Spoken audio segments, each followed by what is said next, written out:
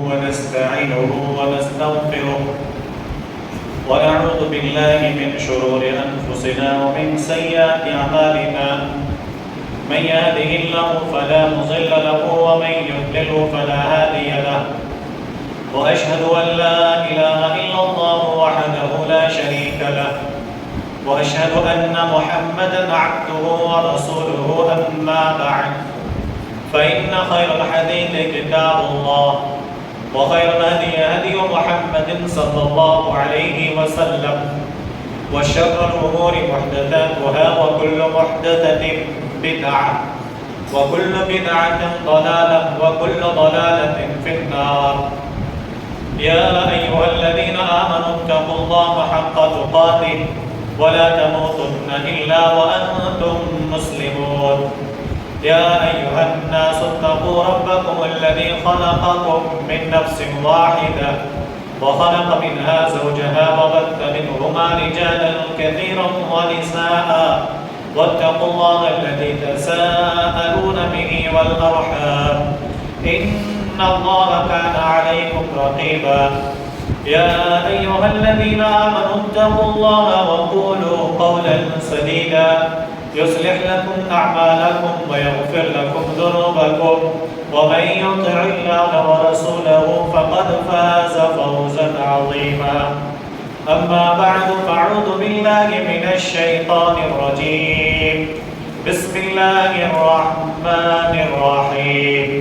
قاف والقرآن المجيد بل عجبوا أن جاءهم منذر منهم فقال الكافرون هذا شيء عجيب.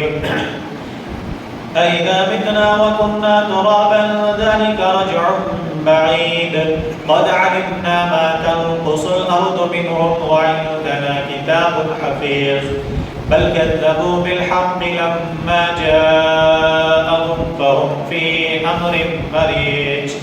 أفلم ينظروا إلى السماء فوقهم كيف بنيناها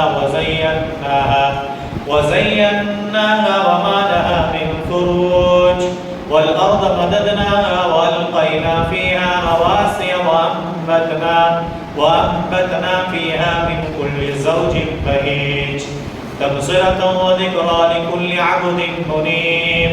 ونزلنا من السماء ماء مباركا فأنبتنا به جنات وحب الحصيد والنخل باسقات لها طلع نضيد رزقا للعباد وأحيينا به بلدة ميتا كذلك الخروج. كذبت قبلهم قوم نوح وأصحاب الرس وثمود وعاد وفرعون وإخوان لوط وأصحاب الأيكة وقوم تبع كل كذب الرسل فحق وعيد. أفاعينا بالخلق الأول بل هم في لبس من خلق جديد. وقال الله سبحانه وتعالى في موضع آخر إن الدين عند الله الإسلام.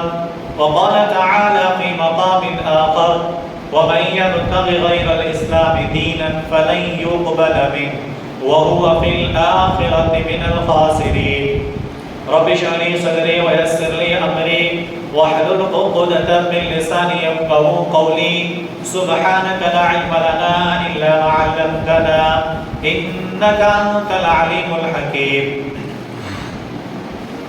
حاضرین جمعہ، پردہ نشین خواتین اسلام، ہر قسم کی تعریف و توصیف اللہ رب العزت کی لائق و زیبا ہے جو علی کل شیء قدیر ہے.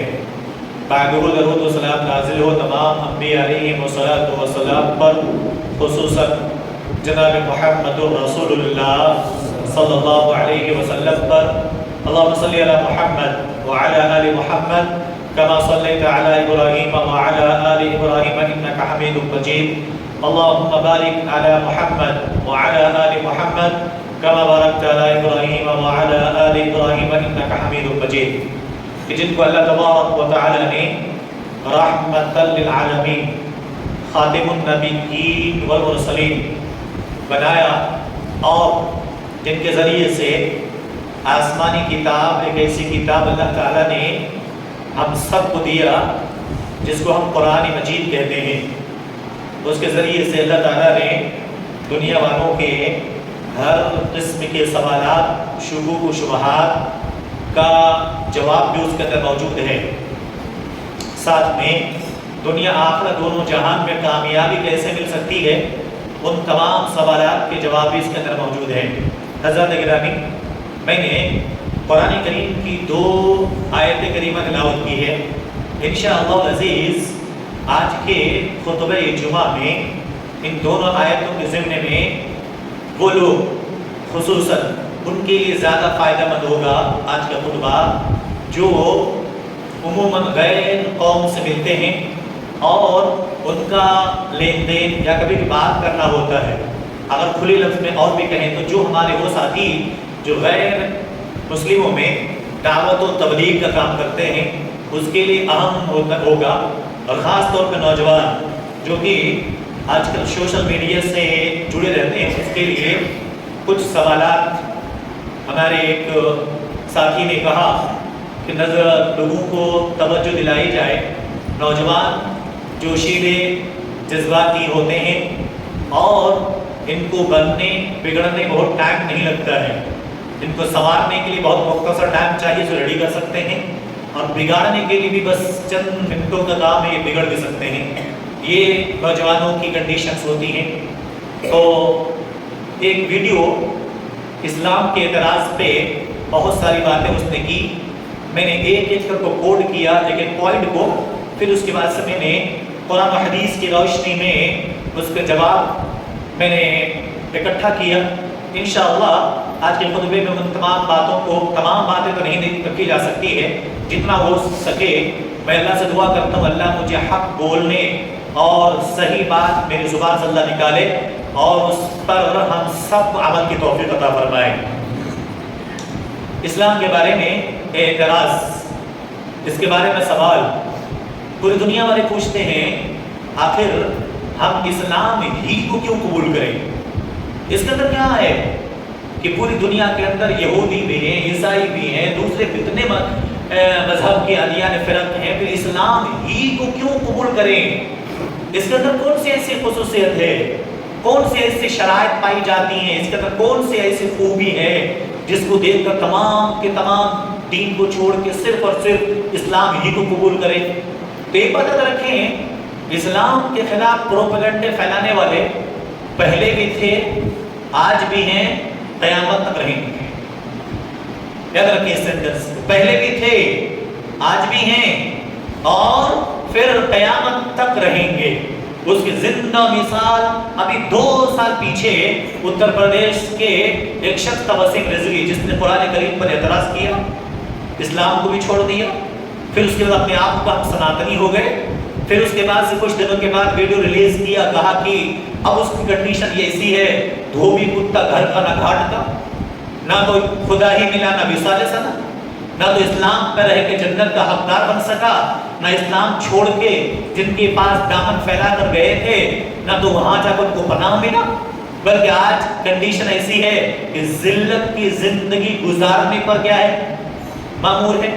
تو اللہ تعالیٰ کا قانون ہے یہ. تو پہلی بات اسلام کیوں قبول کریں؟ تو اس کا سیدھی سے جواب ہے دنیا پیدا کس نے کیا؟ اللہ نے. تو دنیا والوں کو بھی پیدا کیا اللہ نے، تو دنیا والوں کو ماننا بھی پڑے گا کس کا؟ اللہ تعالیٰ کا. سیدھی سی بات آپ یاد رکھیں. اگر کوئی بھی انسان کہے اسلام ہی کیوں، پہلی بات کہ دنیا پیدا کیا وہ اللہ تعالیٰ کا ہے، ہم تمام کے تمام کس کے ہیں؟ اللہ تعالیٰ کی مخلوق اور سب سے افضل امت بھی ہیں. تو ہمیں بھی چاہیے کہ اس اللہ تعالیٰ کی کیا کریں؟ عبادت کریں. اس لیے کہ اللہ تبارک و تعالیٰ قرآن کریم کے اندر اور اللہ کے نبی جناب محمد الرسول اللہ صلی اللہ علیہ وسلم نے خود فرمایا فطرت اللہ التي فطر الناس علیہا لا تبدیل لکلمات اللہ. قرآن کریم کے اندر اللہ نے کہا ہر بچہ پیدا ہوتا فطرت اسلام پہ. پہلی بات یاد رکھیں، اللہ بھی یہی کہتا، ہمارے نبی نے بھی کہا ہر بچہ چاہے تو مسلمان کا ہو، یہودی کو ہو، عیسائی کو ہو، نان مسلم کو، ہر بچہ کیا ہوتا ہے؟ فطرت اسلام پر پیدا ہوتا ہے. اور نبی کہتے ہیں پھر فَأَبَوَاهُ يُهَوِّدَانِهِ أَوْ يُنَصِّرَانِهِ أَوْ يُمَجِّسَانِهِ، اب ان کے گھر والے جیسے ہوتے ہیں ان کو ویسا بنا دیتے ہیں۔ مسلمان کے گھر میں بچہ پیدا ہوا، آگے ان کے ماں باپ جیسے رہتے ہیں مسلمان کے راستے پر چلتے ہیں۔ یہودی گھر میں بچہ پیدا ہوا، اگر ماں باپ یہودی ہیں تو بچے بھی آگے چل کے کیا ہوتا ہے، یہودی کو فالو کرتا ہے۔ نان مسلم گھر میں بچہ پیدا ہوتا ہے، آگے چل کے وہ نان مسلم کے جو رسم و رواج، جو طریقے ہوتے ہیں عبادت کے، انہیں تمام چیزوں کو کیا کرتے ہیں، وہ فالو کرتے ہیں۔ تو پہلی بات تو یہ ہوئی کہ اللہ کی تخلیق کرتا یہ دنیا کے لوگ، اور دین اسلام بھی متعین کرتا کس کا ہے، اللہ تعالیٰ کا۔ دلیل اللہ کہتا ہے کہ دیکھو ہمارے نزدیک ان الدین عند اللہ الاسلام، کہ ہمارے نزدیک سب سے پسندیدہ دین اگر کوئی ہے تو کون سا ہے، دین اسلام ہے۔ تو اس لیے اگر کوئی سوال کرے کہ پھر دین اسلام ہی کیوں، تو آپ کہیے اس سے کہ اللہ تعالیٰ کی پیدا کردہ تخلیق کردہ مخلوق اور دنیا کی تمام چیز اللہ کی، وہ اللہ ہی کہتا ہے کہ سب سے پسندیدہ دین بھی ہے، کون سی ہے، دین اسلام۔ پھر اللہ کہتا ہے اگر کوئی دین اسلام سے برگشتہ ہو جاتا ہے، اس کو چھوڑ کر کوئی اور دین اختیار کرتا ہے، یہودی بن جاتا ہے، پھر کوئی کہے گا بھائی یہودی بھی تورات بھی اللہ کی نازل کرتا، زبور بھی اللہ کا نازل کیا ہوا، انجیل بھی اللہ کا نازل کیا ہوا، تو پھر تمام کو چھوڑ کر پھر اسلام ہی کیوں؟ تو آپ ان سے پھر آپ یہ بات کہہ دیجئے کہ ایک چیز دنیا کی لاجک کے لیے سمجھیے، وہ کون سا؟ وہ یہ کہ الیکشن ہوتے ہیں 4 سال کے بعد 5 میں سے الیکشن ہوتا ہے، ابھی جو حکومت پر ہے آگے الیکشن اگر ہار گیا تو پھر اس کی حکومت گئی کام سے، یہ کسی چیز کا مالک اب نہیں رہے گا، اگلی بار جو آئے گا وہی اس سے کیا ہوگا، مالک ہوگا، وہی جو چاہے گا وہ اپنا آرڈر پاس کرے گا، جو قانون چاہے گا وہ نافذ کرے گا۔ اسی طریقے سے محمد رسول اللہ صلی اللہ علیہ وسلم آنے کے بعد پچھلے تمام ادیان کیا ہو گئے، بدل ہو گئے، اور اللہ تعالیٰ نے کہہ دیا کہ اب کوئی بھی اگر عمل کرے گا تو صرف قرآن مجید پر، کوئی اگر ایمان لائے گا تو محمد رسول اللہ صلی اللہ علیہ وسلم پر۔ اب اس کے بعد پھر اللہ تبارک و تعالیٰ نے کہہ دیا کہ دیکھو یہ ما کان محمد ابا احد من رجالکم ولکن رسول اللہ وخاتم النبیین، اس سے پہلے نبیوں کے بارے میں نہیں کہا تھا کہ یہ ہمیشہ رہے گا، لیکن آپ علیہ السلام کے بارے میں کہا کہ یہ ہمارے نبی، یہ آخری نبی ہیں، آپ ان کے بعد کوئی نبی نہیں، اس لیے آپ کو انہی کی کیا کرنا ہے، قیامت تک اتباع کرنا ہے۔ اب کہیں گے کہ سب سے پہلے دیکھیے اس کے اندر خصوصیت کیا ہے۔ آپ جب کہیں گے کسی کو اسلام کے اندر یہ خوبی ہے کہ وہ اچھی بات، صحیح دعوت، صحیح بات، لوگوں کے ساتھ خیر خواہی کرنے، لوگوں کے ساتھ بھلائی کرنے، لوگوں کے ساتھ اچھے سے پیش آنے اور کمزوروں کی مدد کرنے کی بات کرتا ہے اسلام، تو سامنے والا آپ کو بھی جواب دے گا۔ نان مسلم یہی کہتے ہیں، یہودی بھی یہی کہتے ہیں، حضرت عیسیٰ علیہ السلام نے تو یہاں تک کہہ دیا کہ دائیں گال پہ تھپڑ مارے تو بایاں گال پیش کر دو۔ اسلام میں تو ایسا نہیں کہا، اسلام میں تو یہ کہا کہ اگر چاہو تو جتنا تھپڑ تجھے مارا تم مار لو یا تو معاف کر دو، لیکن عیسیٰ علیہ السلام کہتے ہیں کہ اگر دائیں گال پہ کوئی تھپڑ مارے تو بایاں گال پیش کر دو، تو آپ پھر وہاں کیا ہوں گے، لو ہو جائیں گے، کمزور پڑیں گے۔ اسلام کے اندر وہ خصوصیت نہیں جو عیسائیوں کے اندر ہے، تو آپ بتائیے کہ اسلام کے اندر وہ خصوصیت ہے جو کسی اور کے اندر نہیں۔ مثال کے طور پہ پہلی چیز لے لیں، اس وقت اب کم ہے، اگر ہم مکے کے دور کو لیں تو جناب محمد رسول اللہ صلی اللہ علیہ وسلم کی موجودگی میں آپ کے نبی بننے سے پہلے مکے میں سب سے زیادہ تھا چوری کرنے کا، ڈاکہ زنی کرنے کا، مال لوٹنے کا، سفر میں لوگ جا رہے ہیں مال لوٹ کے لے آتے تھے، یہ سب سے زیادہ تھا۔ اور ایک حدیث ہے جناب محمد رسول اللہ صلی اللہ علیہ وسلم سے ایک صحابی آتے ہیں، شکایت کرتے ہیں، اے اللہ کے نبی ڈاکہ زنی زیادہ ہو گیا ہے، رات میں چلنا مشکل ہو گیا ہے، کہیں جاؤ تو سفر سے واپس آئیں گی کہ نہیں آئیں گی اس کی کوئی گارنٹی نہیں ہے، لوگ جان مار دے رہے ہیں پیسوں کے لیے۔ تو اللہ کے نبی نے کہا تھا سنو، ایک وقت ایسا بھی آئے گا کہ ایک عورت مقام ہیرا سے اکیلا چلیں گی، مکہ المکرمہ خانہ کعبہ کی طواف بھی کریں گی، واپس چلی جائیں گی، اس کو کوئی دوسرا انسان ٹچ نہیں کرے گا، مرد نہیں، ٹیم نہیں، ایک اکیلی تنہا عورت سفر کر کے آئے گی مکہ، آگے خانہ کعبہ کی طواف کر کے واپس گھر کو واپس چلی جائیں گی، اس درمیان اس کو کسی چیز کا خطرہ نہیں ہوگا۔ وہ صحابی کہتے اللہ کی قسم میں نے اپنے آنکھوں سے وہ چیزیں دیکھ لی ہیں کہ اللہ تبارک و تعالیٰ نے نبی کے ذریعے سے وہ ڈاکہ زنی کیا کر دیا، ختم کر دیا۔ آپ جب کہیں گے کسی سے غیر مسلم سے کہ چوری کو اسلام میں سختی سے روکا ہے، تو سڈنلی آپ سے بھی کہیں گے نہیں یہ تو ہر مسلم میں کہتا ہے چوری کرنا غلط ہے، تو آپ اس سے کہیے سب سے اسلام کی سب سے بڑا فرق کیا ہے؟ فرق یہ ہے کہ سب سے پہلے اسلام نے چوری کو روکنے کے لیے نہیں کہا چوری مت کرو، پہلے اللہ تبارک و تعالیٰ نے ایک حکم دیا کہ جتنے مالدار ہیں اس کو روکنے کا سد باب یہ ہے کہ زکات کی ادائیگی کرو۔ آپ کبھی بھی چوری کو روکنا چاہو تو سب سے پہلے زکات کی ادائیگی۔ اب اس سے کہیے نہ تو یہودی کے پاس یہ سسٹم ہے، نہ نصارہ کے پاس یہ سسٹم ہے، نہ نان مسلم کے پاس یہ سسٹم ہے، ہاں ایک قوم کے پاس کچھ حد تک ہے، وہ ہے سکھ، ان کے پاس یہ چیزیں ہیں۔ ایک چیز میں نے شاید آپ کو کبھی کہا تھا، مسجد سے باہر نکلیں گے کچھ خواتین کچھ لوگ ملیں گے مانگنے والے، اللہ ان کی حفاظت فرمائے، اللہ ان کے کمائی میں ترقی دے۔ کچھ تو مجبوری مانگتے ہیں، کچھ لوگوں کا پیشہ ہوتا ہے، آپ جانتے ہیں اس چیز کو، لیکن کبھی آپ نے نہیں دیکھا ہوگا کسی سکھ کو کہ آپ کے سامنے کبھی اس نے ہاتھ پھیلایا ہو، کبھی نہیں دیکھا ہوگا۔ پتہ ہے سسٹم کیا ہے؟ اسلام سے سیکھا اس نے، اور ان کے اندر یہ 2-4 روپے 2000-4000 دے کے اس کے تعاون کرنے کا نہیں ہے۔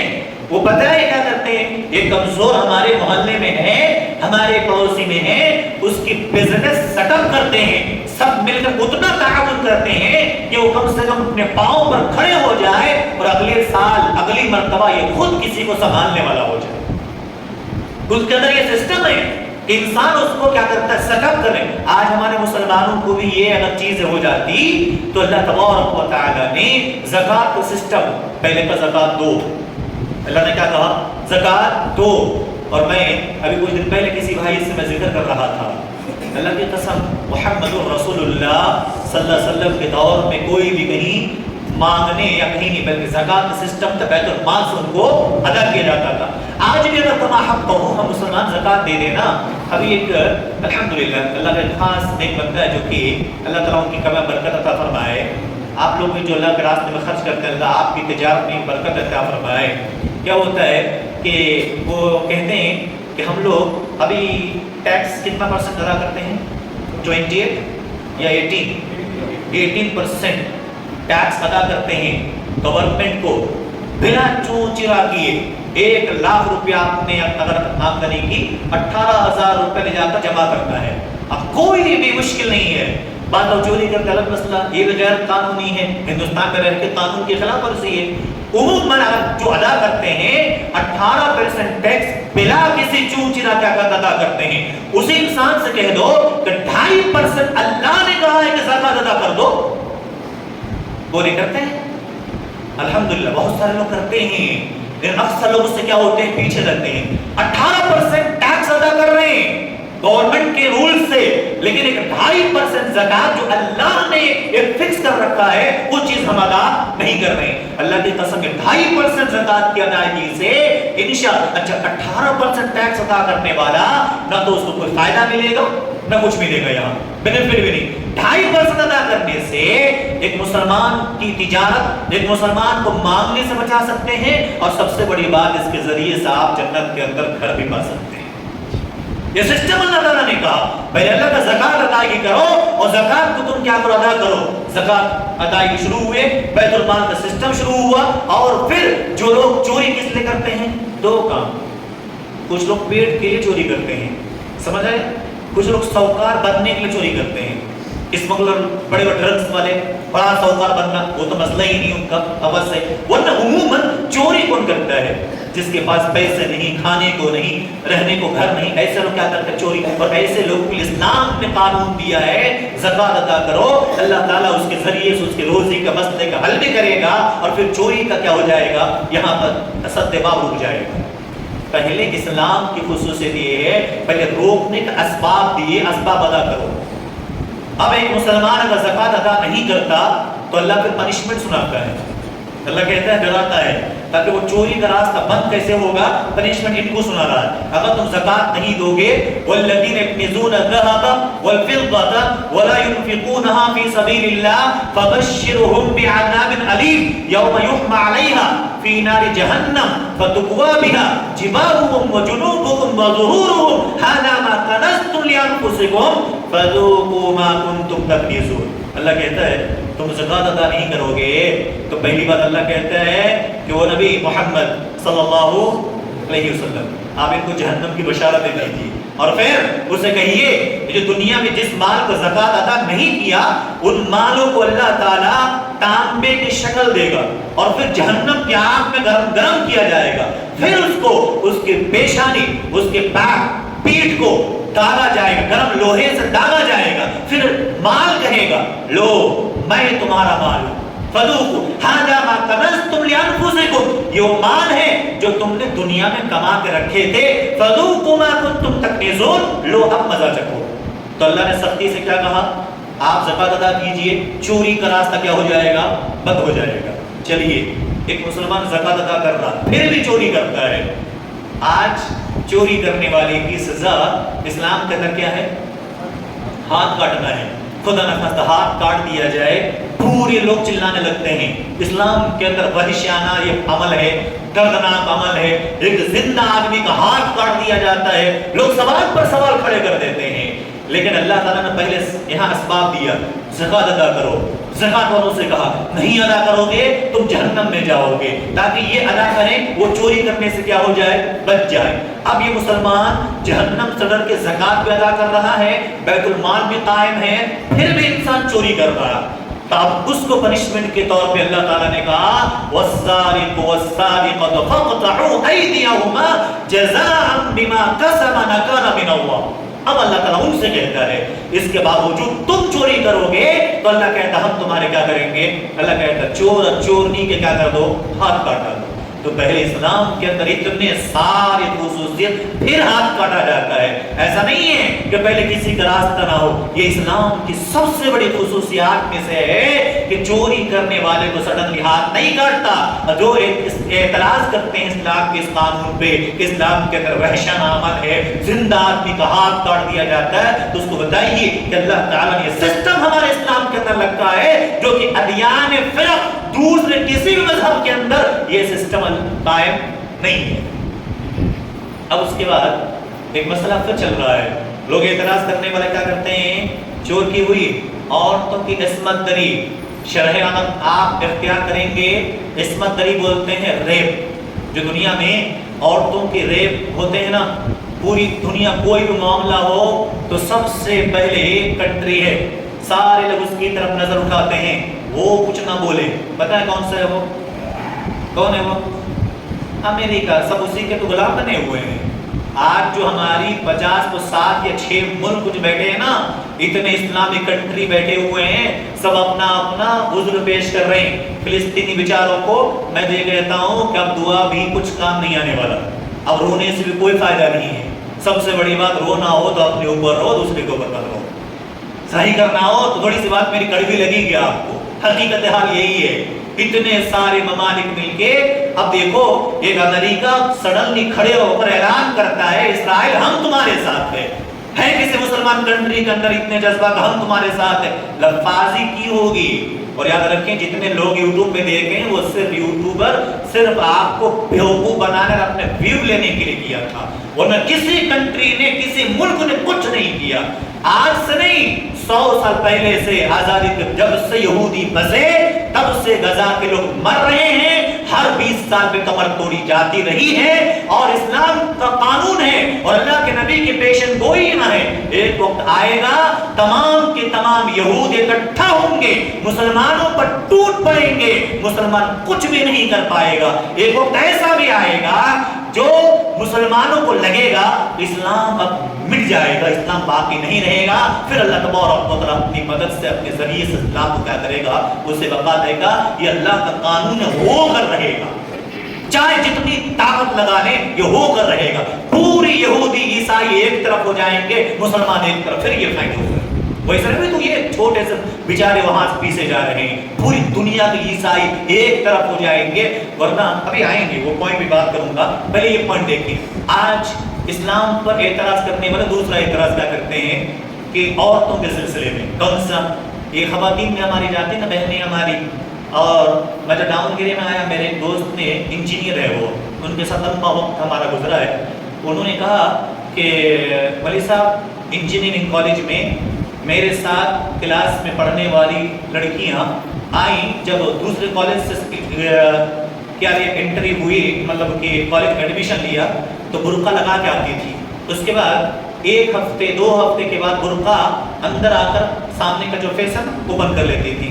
कहते कुछ दिनों के बाद, महीना होते होते जो फेस का जो सामने बांधते थे वो गेट से बाहर ही निकालने लगे। तो उसके बाद धीरे धीरे 6 महीने का अगर ऐसा हो गया, इस्लामी शरीयत के पाबंद खातून, एक इस्लामी शरीयत के मुताबिक जिंदगी गुजारने वाली बहन कुछ 6 महीने के अंदर गैर मुस्लिम लड़कों के साथ गले पर हाथ डालकर आराम से घूमती, कोई मुजाहिदा नहीं। ये हमारे उस क्यों बहुत जल्द ये रंग बदल लेते हैं, लोग डालते हैं। क्या आज सवाल क्या है, कोई इस्लाम के अंदर बराबरी नहीं है। कौन सी बराबरी नहीं है? देखो, तकसीम होता तरके का, माल का तकसीम होता, इस्लाम कहता है बेटी को सिंगल तो बेटे को, मालूम है कि नहीं, बेटे को डबल हिस्सा, बेटी को सिंगल हिस्सा। गवाही में भी 2 औरत की गवाही एक मर्द के मुकाबले में है। फिर उसके बाद से समझाते हैं कौन सा इस्लाम का एतराज, औरतों पर एतराज ये है कि मर्द 4 शादी कर सकता है, फिर औरत 4 शादी क्यों नहीं कर सकती है। बहुत सारे सवाल हैं मुझे।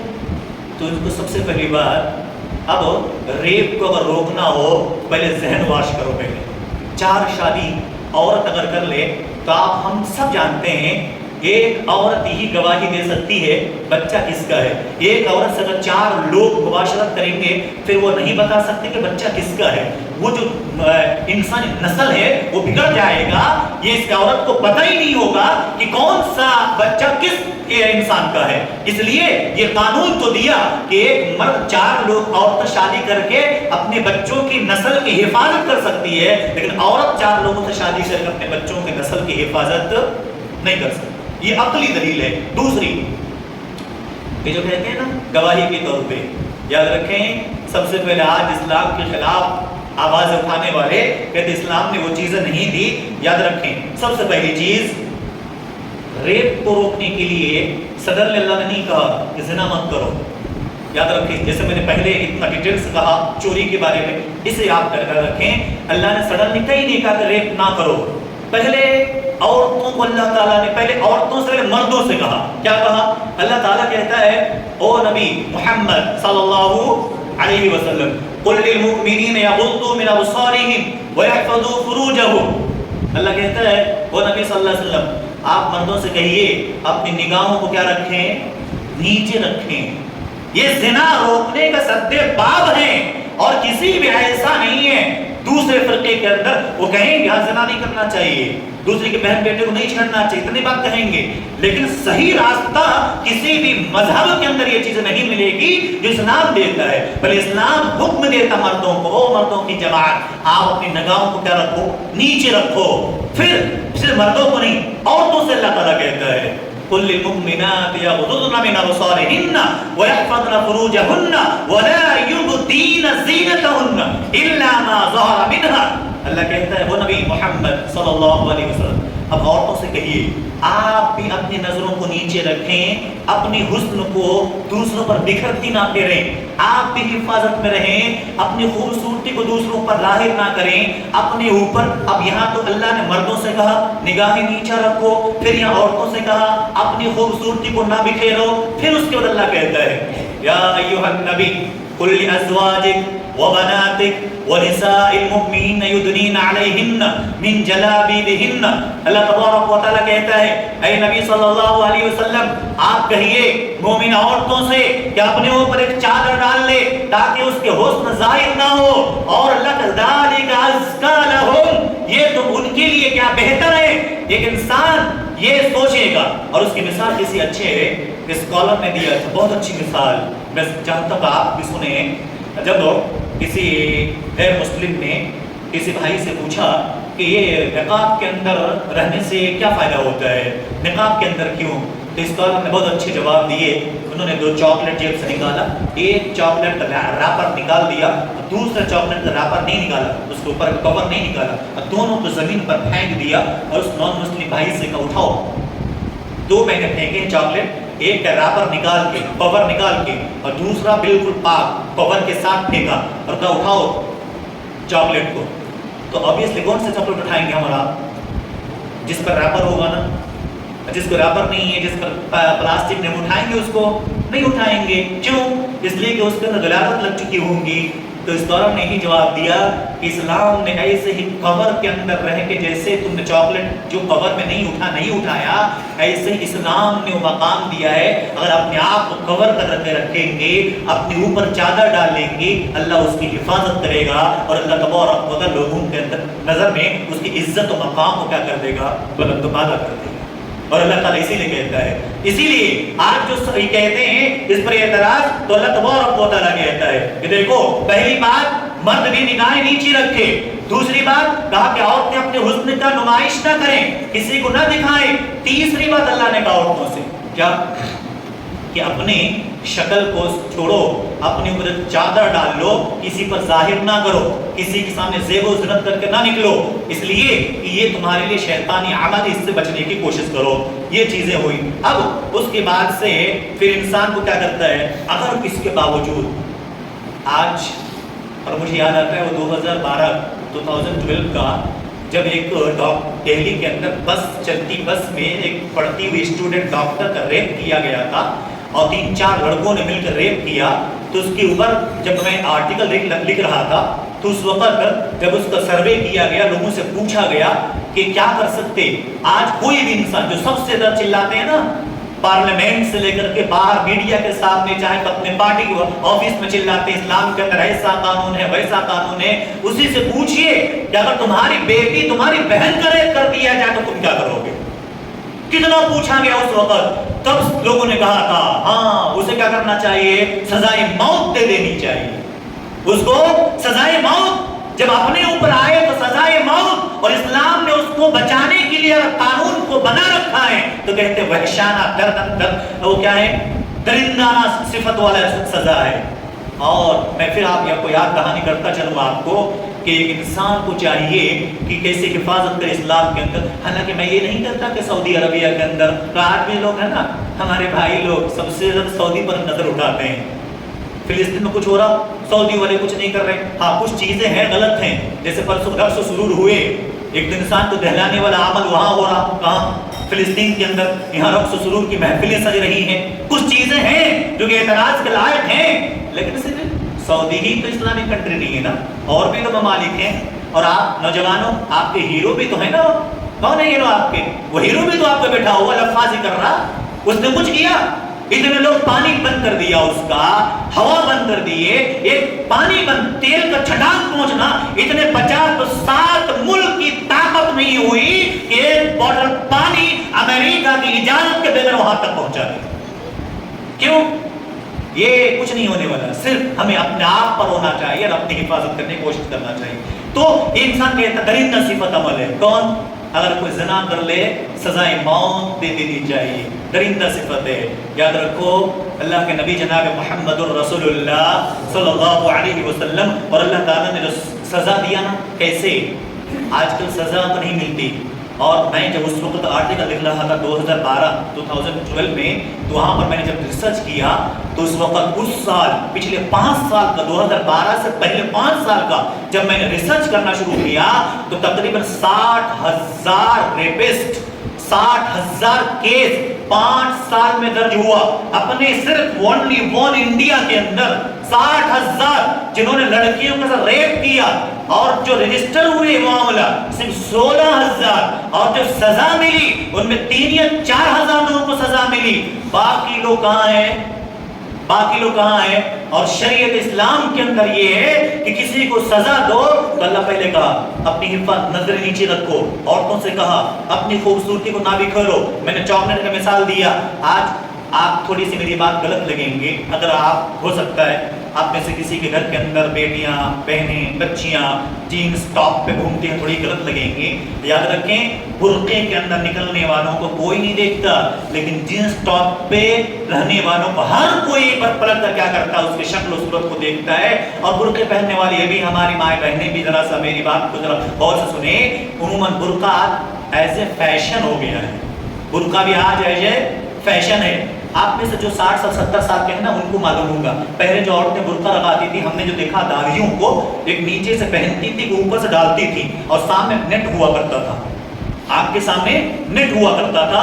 وہ بہن آج بھی کہیں کہیں پہ ہے، کہیں راستے میں کہیں مل جاتی ہے، وہ پرانے خیال کی. وہ آج نہیں، برقع ایسے پردہ نہیں یوز کر رہے ہیں. آج ہمارے گھروں کے اندر برقع ایسے فیشن یوز کر رہے ہیں اور پوری باڈی اسٹرکچر نظر آتا ہے جو کہ لوگوں کو لبھانے کا ایک ذریعہ بنتا ہے. اللہ نے پہلے ہی کہا ایسا کرنے سے تم پرہیز کرو. اچھا، مرد بھی نگاہیں نیچے رکھے ہوئے ہیں، عورتوں بھی حسن کو اظہار نہیں کر رہی. اس کے باوجود بھی اگر کوئی ریپ کرتا ہے تو اللہ تعالیٰ کا قانون کیا ہے؟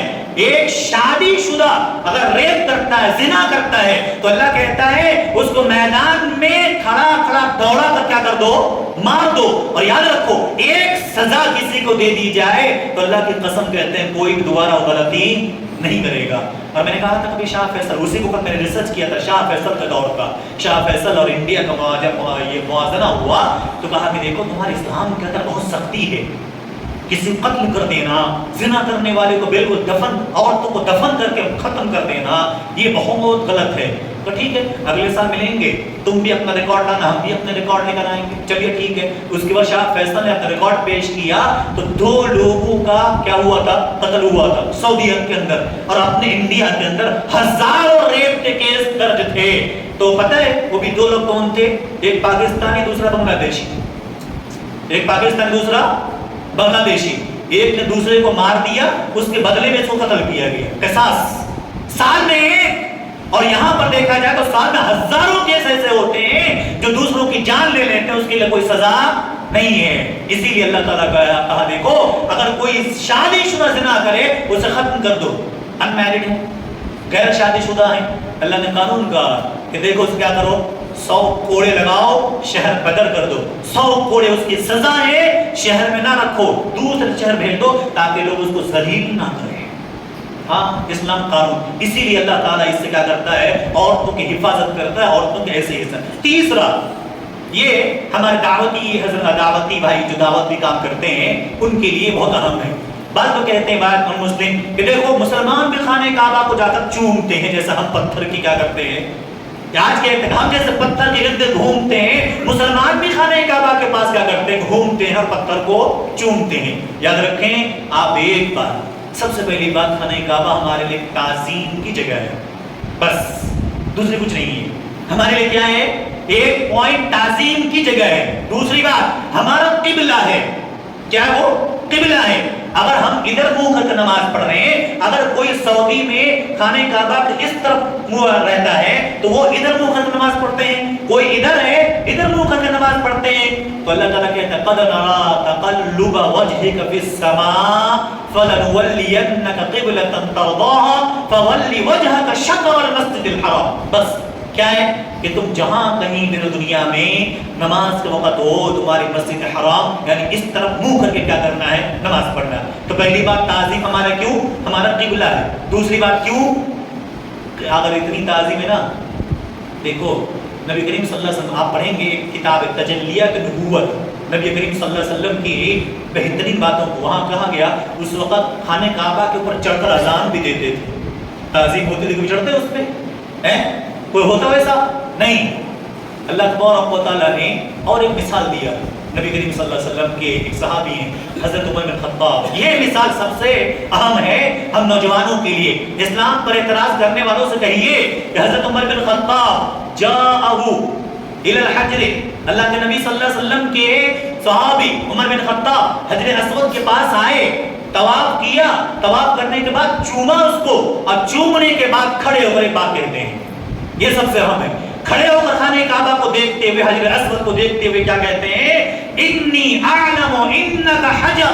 یہ سب سے پوائنٹ کی بات. وہ خانہ کعبہ میں لگے ہوئے پتھر یاد رکھو، میں جانتی، انی اعلم مجھے پتا ہے تو ایک پتھر ہے بس، لا تنفع ولا تضر، نہ تو نقصان پہنچا سکتا ہے نہ نفع پہنچا سکتا ہے۔ بتاؤ جی، آج ہمارے بھائی، میں نے کہا تھا نا، آج ہمارے کچھ بھائی بعض جگہوں پہ جاتے ہیں، سیدھا جاتے ہیں، الٹے واپس آتے ہیں۔ دیکھا کہ نہیں دیکھا ہے؟ سیدھا جاتے ہیں، الٹے واپس آتے ہیں۔ خانہ کعبہ میں کس نے کیا؟ الٹا آیا نہیں، وہاں آرام سے گھومیں گے، پھریں گے، پاؤں کر کے بیٹھ جائیں گے، کوئی مطلب۔ کیوں؟ اللہ نے جتنا مقام دیا مقام ہے، لیکن اس سے زیادہ ہم اس کی غلو نہیں کرتے۔ حضرت عمر بن خطاب نے کہا انی اعلم، میں جانتا ہوں، انک حجر، تو ایک پتھر ہے، اسٹون ہے، لا تنفع ولا تضر، نقصان کا مالک بھی تو نہیں ہے، نفع کا مالک بھی تو نہیں ہے۔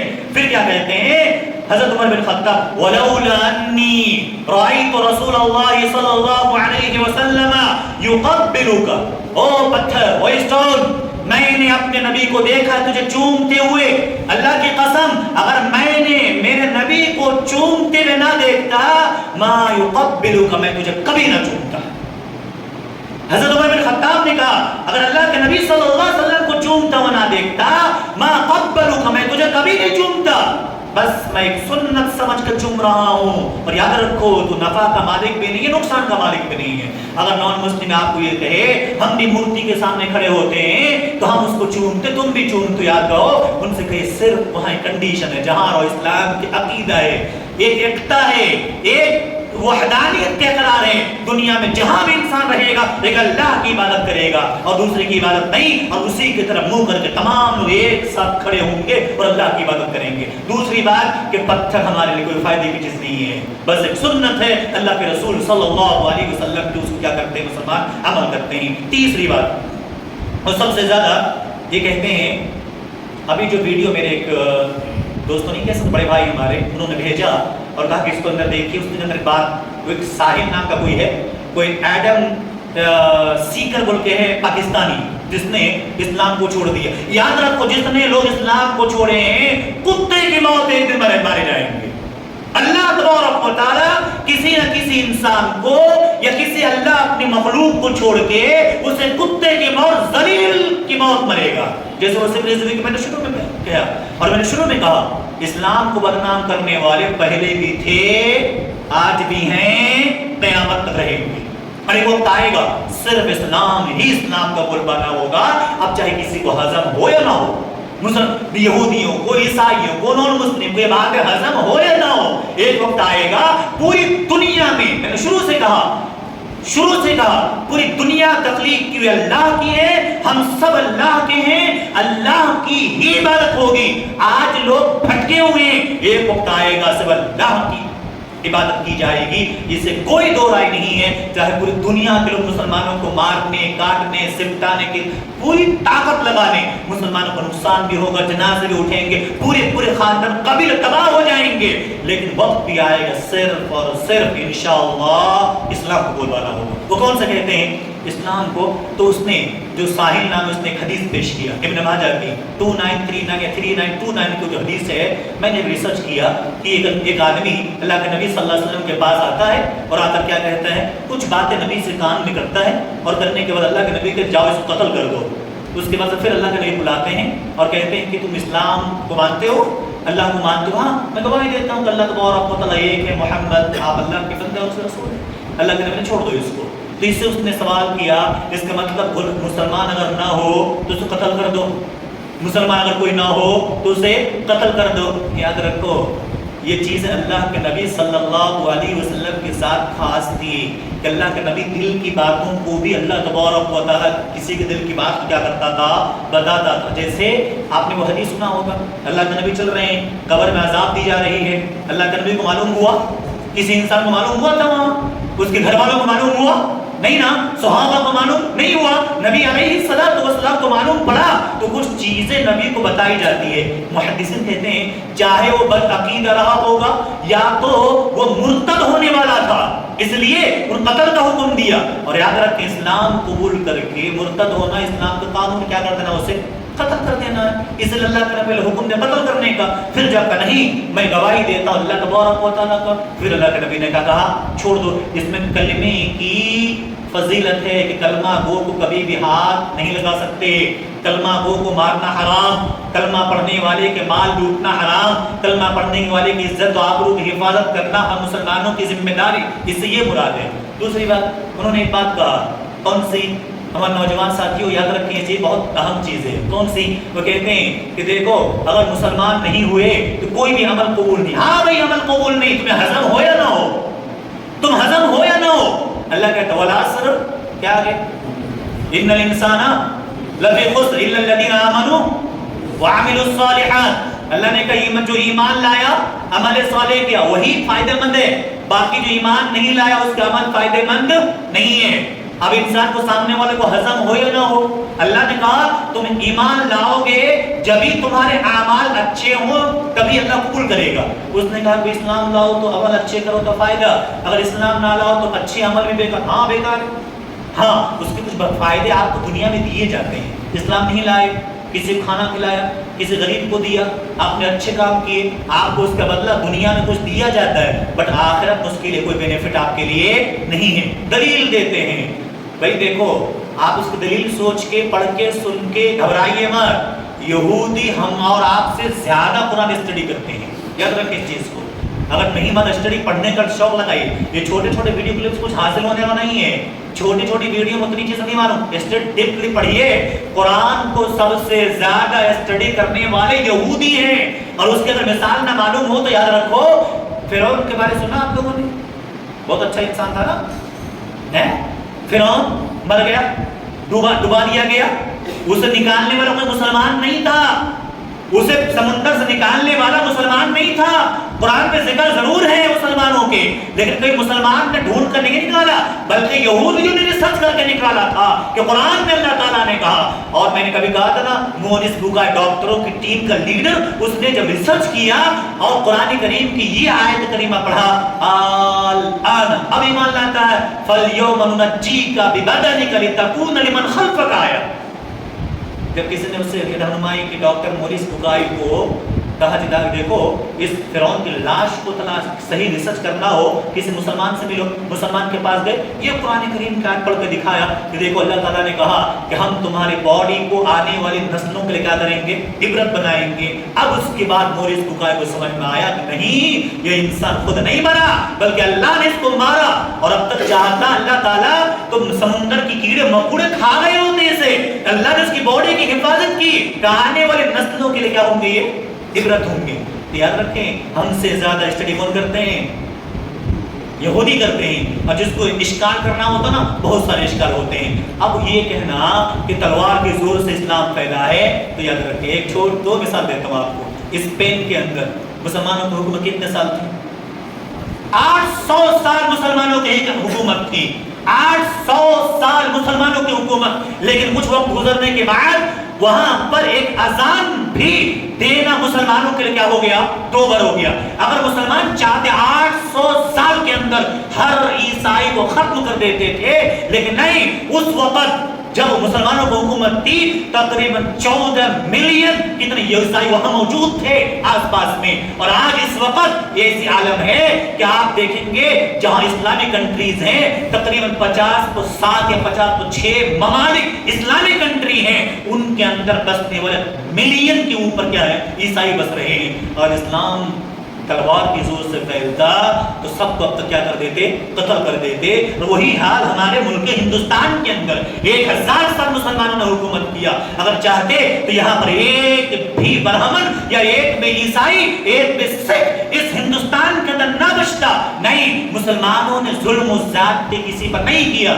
ہاں ایک ظلم کیا ہے, پتہ کون سا, شرک کو روکا ہے. اور سب سے بڑی چیز ایک چیز اور بھی ہے, اللہ تعالیٰ قرآن میں کہتا ہے, وہ جو ایڈم سیکر جو قرآن کی دلیل پیش کرتا ہے نا, وہ دلیل کون سی ہے, ادعو الی سبیل ربک بالحکمہ والموعظۃ الحسنہ وجادلہم باللتی ہی احسن. یہ کام مسلمانوں نے کر رکھا ہے، اسلام نے دیا ہے، کبھی لوگوں کو دعوت دیا ہے، بڑے ہی نارمل انداز سے، سافٹلی، بڑے ہی نرم لہجے میں پیش کیا ہے۔ بھئی دیکھو بھئی یہی اسلام کا سب سے بڑا ایک اہم جز ہے کہ لوگوں کو پھیلانا چاہیے۔ اسلام کو تلوار کے زور سے کبھی پھیلایا نہیں گیا، ورنہ اگر ایسا ہوتا تلوار کے زور سے اس وقت، آپ کو پتہ ہے، پتہ نہیں آپ لوگ ریسرچ کرتے کہ نہیں کرتے ہیں، اس وقت پوری دنیا کے اندر، نہ ہندوستان نہ ایشیا، پوری دنیا کے اندر سب سے زیادہ قبول کیا جانے والا اگر کوئی مذہب ہے تو مذہب اسلام ہے۔ یقین ہے آپ کو؟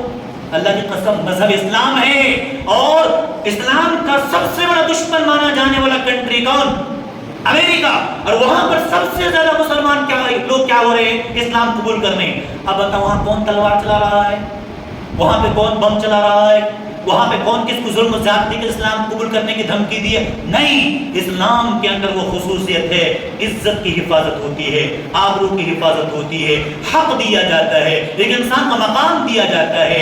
اسی لیے لوگ اسلام کی سچائی کو دیکھ کر اسلام کیا کرتے ہیں؟ قبول کرتے ہیں۔ ہاں ایک کمزوری ہم سب کے اندر ہے، وہ کمزوری دیکھ کر آج اسلام کو بدنام کرتے ہیں۔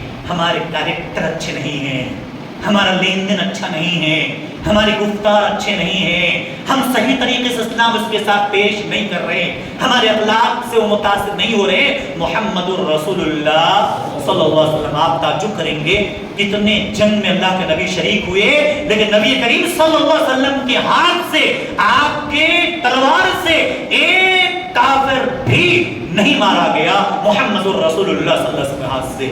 ہاں مارتے ضرور تھے، اخلاقی تلوار تھا، آپ سے جو بات کرتے وہ کبھی بھی آپ کو چھوڑ کر نہ جاتا۔ اور کوئی بھی اللہ کے نبی صلی اللہ علیہ وسلم کو دیکھتے تو یہی بات کہتے کہ میں نے پوری دنیا میں لوگ دیکھے ہیں کہ آپ جیسا انسان میں نے کبھی نہیں دیکھا، آپ سچے ہیں، آپ اچھے ہیں، آپ نیک باتوں کا دعوت دیتے ہیں، یہی اسلام کی سب سے بڑی خصوصیت ہے۔ اور بھی بہت سارے اعتراض نون مسلموں کو ہیں جو کہ میں نے کوڈ کیا، پھر ہوا تو اگلے جمعہ میں انشاءاللہ رکھوں گا۔ تو آپ پہلی بات، اسلام کے اندر شرک کو ہو یا تو ڈاکہ زنی کو روکنا ہو، سد باب ہے۔ پھر اس کے بعد عورتوں کی حفاظت ہو، اسلام کے اندر اس کی وہ ایک آپشن دی ہے کیسے اس کو بچانا ہے۔ پھر تیسری بات، اسلام تلوار کی زور سے نہیں اخلاق سے پھیلایا گیا ہے۔ ہم اور آپ بھی اپنے اخلاق کو اچھے پیش کریں، انشاءاللہ کیا ہوگا، آج بھی اسلام پھیلیں گے، اور ایک نہ ایک دن انشاءاللہ العزیز پوری دنیا کے اندر اسلام کے ماننے والے ہوں گے، آئے گا۔ بس ہمیں کرنا کیا ہے؟ نیک عمل کرنے کی کوشش کرنا ہے، اپنے اخلاق کو بہتر بنانا ہے، اور غیر مسلموں تک اسلام کی صحیح تعلیمات کو پہنچانے کی ذمہ داری ہم سب کی ہے، وہ پہنچانے کی کوشش کرنا چاہیے۔ اللہ تعالیٰ ہم سب کی حفاظت فرمائے۔ دو دعا کی درخواست کی گئی ہے کہ دعا کریں، ایک بیمار ہے، ہاسپٹلائز ہیں شاید، اور ایک ہمارے ایک اور جماعتی ساتھی ہیں جن کو پریشانی ہے، اللہ سے دعا کریں، اللہ تبارک سب کے لیے دعا کریں، جتنے بھی لوگ یہاں بیٹھے ہیں، اللہ تعالیٰ ہم میں سے بیمار ہو اللہ انہیں صحت عاجلہ کاملہ عطا فرمائے۔